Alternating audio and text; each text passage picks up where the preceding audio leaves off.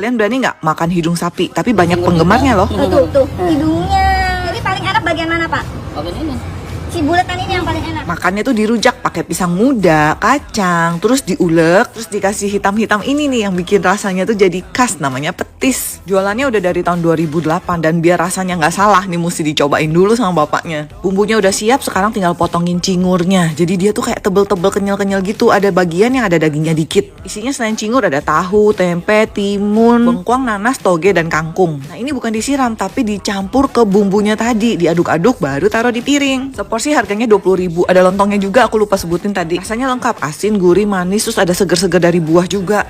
Nah nih yang ditunggu-tunggu, cingurnya. Dia kenyal-kenyal tapi empuk, perpaduan daging sama kulit. Jadi agak beda sih sama kikil. Makannya pakai kerupuk putih ini cocok banget.